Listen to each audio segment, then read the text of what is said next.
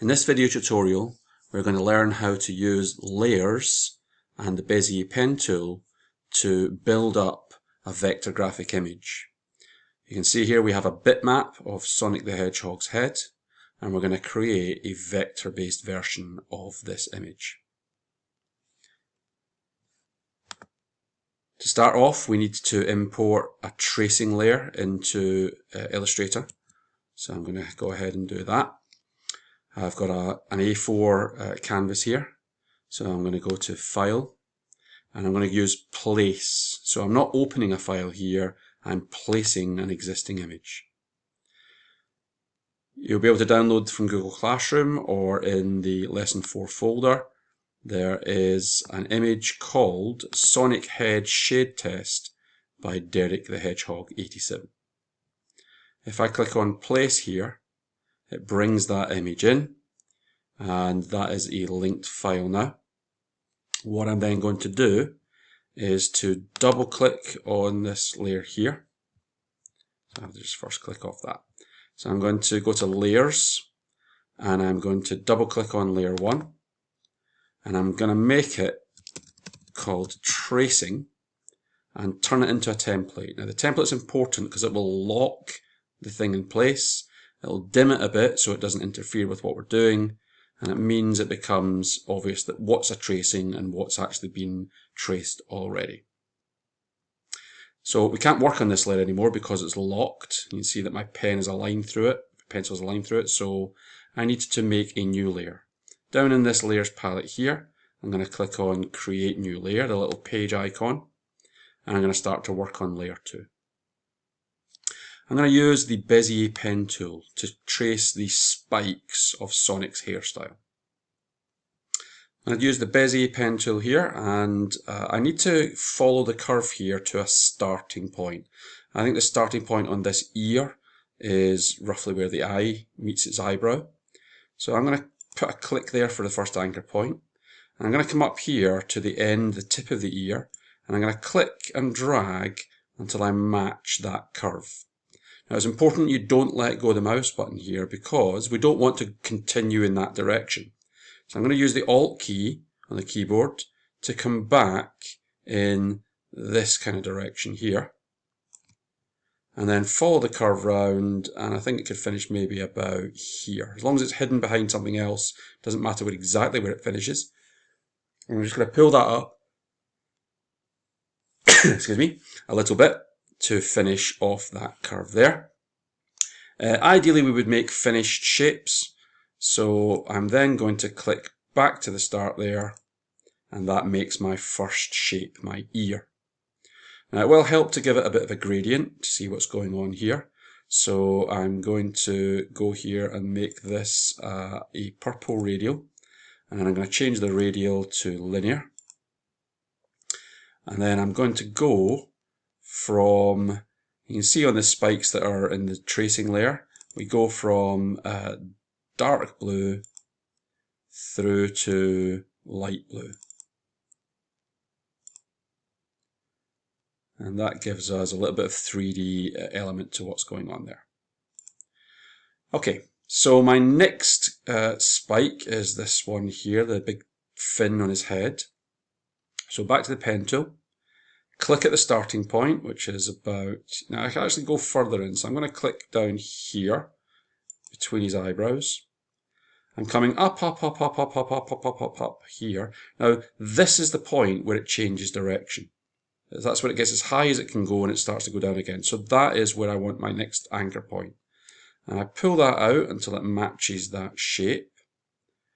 But I'm far too strong on the handle there. So I'm going to use Alt, bring it in to about halfway to the next point. And then here I can just click, and I've almost got a perfect curve there already. But I do want to use the Alt key to come back the way. And I don't want to point at the bottom here, I want to point inside so that it gives it a bit of a curve. So it's going to come in that direction. Follow this curve down into here. I think that'll go down and maybe end about here. So click and drag until you match the curve. Alt key, point back to my starting point, and then I can finish that off with a click there. Now, I can't see where my next point is starting here, and that can be a problem. So one of the things you can do on your keyboard, you can press Control and Y, and that makes all of your shapes transparent. They don't have a fill anymore. It's still there. Control Y toggles it back again, but it's very useful for being able to see the shapes that you're tracing. So I'm going to make my next curve here. It's starting behind this ear. So I'm going to click to start there. Follow it out to the tip, which is here. Pull out to make that shape. Alt key to come back inside. I don't want to be pointing across this gap. I want to be back inside the spike. Follow it round. It goes to maybe down about here. Click and drag to pull that into shape. And then Alt key to point back at my starting point, and then click on that starting point. And if I Control Y, we can see how that is looking. Okay, there's one more spike to do. So I'm going to say that starts around about here. Click, come out to the end of the tip, click and drag. Try and get a nice fit to the shape. Alt key, pull the anchor point back inside, and then this goes round and finishes maybe round about where the chin is. So I'm just going to pull that out a bit there. Alt key to point back at my starting point, and then click to finish off. So that is my spikes. If I do Control Y, we can see they are looking like that, which looks a little bit messy. And the reason for that is because we can see everything, nothing is hidden in terms of how it's put together. So this whole thing is about layering things up in the right order so that we hide things that are below and that we don't need to see. So I'm going to add a new layer now. Layer 2, I could probably double click on and call spikes. And now layer 3, I'm going to call head. And I'm going to switch off the spikes layer so that it's not in my way while I'm trying to trace this face shape here. It's always good to start a kind of point or a flat corner or something like that with your shape. So I'm going to start at the top of this ear here. And what I'm going to do with my pen tool is I'm going to click on the tip of the ear. I'm going to come down to where it changes direction, and I'm going to pull that up to there. I'm then going to point out, and I'm going to point out maybe at a kind of 45-degree angle. I'm going round, round, round, round, round, round, round. I could possibly get away with putting my next point here. Let me just try that and see if I can match the face shape. So a little bit tricky. I could possibly have put a point midway to help with that, but that looks reasonable. So I'm going to shorten this. I don't want to go out as strongly as that. Then I'm going to come to the side of the face here, and I'm going to click and drag up the way to make the chin. Again, with the Alt, I'm going to come back down here so that I'm not as strongly away. I'm going to come up to this point here where it disappears behind the fin. This is a critical point here. So click and drag to match the shape. Now what I need to do is I need to follow the fin. So I'm going to Alt and drag back in so that it's going out from that point. Can't see what I'm doing, so I'm going to press Control and Y to hide that. Click here, and that was a pretty good match for what we needed. Alt key to point back out the way. I want to go up and away from that point. Click at this corner of the ear, and again that was a pretty good match. I'm just going to pull it a little bit. I don't want a corner, I want a curve. And then the Alt key to point straight up the way. And then finally back to that point there, and just a little adjustment to make the ear fit.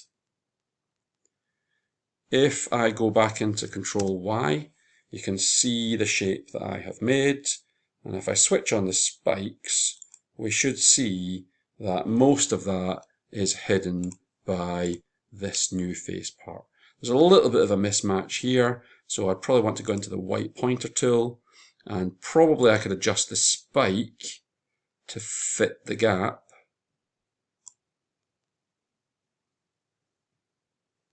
And that is looking better. I've got my layers here now. So what I want to do is to then add in my next layer. So again, I'm going to click on plus here. I'm going to call this one mouth. Click OK. Move it to the top so that it's above all the other bits, and I'm just going to hide these bits here. Now it's important to develop a feel for the order in which things are happening here. So the spikes are behind the face. The mouth is behind the white of the eyes. So the mouth is the next thing that I want to put on here. And I'll put a brow on as the last thing in front of the eyes. So I'm making the mouth here. To do that, I can be quite loose about the actual shape that I create because I can hide parts of it behind the white eyes. So I'm going to start off with my pen tool. I'm going to start at the bottom of my chin here. So exactly in the middle of that little straight line part.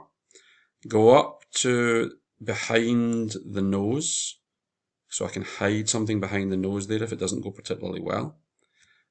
Alt key to bring back inside. Maybe changes direction about here. Doesn't really matter much actually. Because I'm going to hide that. Back over here to the corner of the chin and pull that up into shape. Bring this back so it's not so strong, and then back and pull that until we get a match for the mouth shape. I want to change the gradient I've got in that. It starts on the edge as a fairly pale brown. It then goes into the middle, and I'm going to double click to add another color here and give it a kind of pale peachy orange flavor. And then back over here, back to the brown shape again, the brown color. I might want to adjust where those things are. The shadow should be right into the edge, so I'm going to use these top sliders just to push where that brown is happening. Okay, the eyes are a kind of domino mask. I can put them on the same layer. I'm just going to give it that a go.